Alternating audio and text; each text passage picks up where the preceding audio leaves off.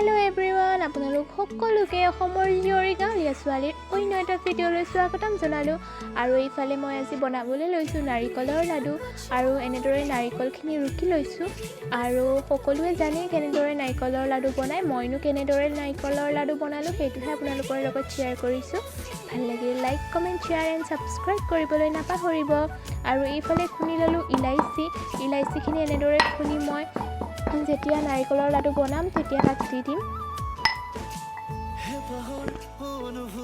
এইফালে ৰুকি লোৱা নাৰিকলখিনি এনেদৰে কাঁহী এখনতে লৈ ল'লোঁ। এইফালে কেৰাহীটো অকণমান গৰম হ'বলৈ দিছোঁ, তাত মই দি দিম নাৰিকল ৰুকাখিনি আৰু এয়া দি দিছোঁ নাৰিকল ৰুকাখিনি। যিহেতু মই এটা হাতেৰে ভিডিঅ' কৰি আছোঁ আৰু এটা পাতেৰে নাৰিকলখিনি কেৰাহীত দিবলৈ অসুবিধা হৈছিলে, সেইবাবে মই এনেদৰে হাতেৰে দি দিছোঁ। এতিয়া মই লৰাই দিছোঁ নাৰিকলখিনি।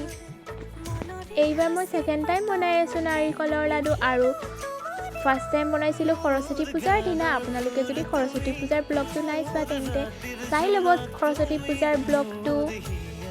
খুন্দি লোৱা ইলাইচিকেইটা মই ইয়াতে মিক্স কৰি দিছোঁ নাৰিকলখিনিৰ লগত।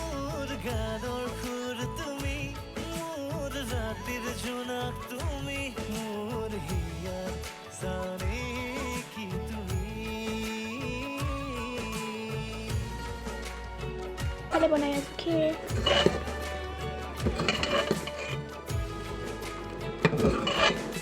বহুত ধুনীয়া গোন্ধ এটা আছে। ইয়াত মই দি দিছোঁ নাৰিকল ৰুকা, ইলাইচি, তেজপাত এটা।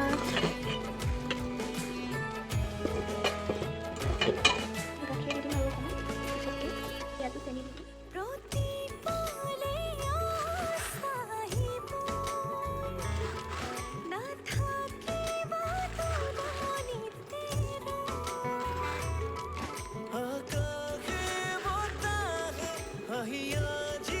আৰু এইখিনি এতিয়া ল' ফ্লেমত ভাজি থাকিম।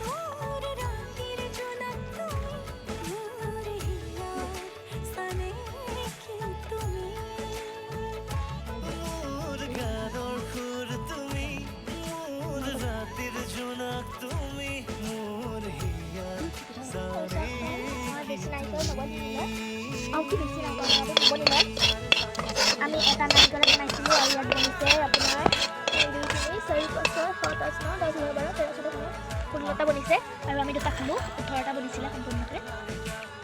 এয়া চাওক, তেনেকৈ বনাব পাৰি এনেকুৱা ৰেচিপি কৰি।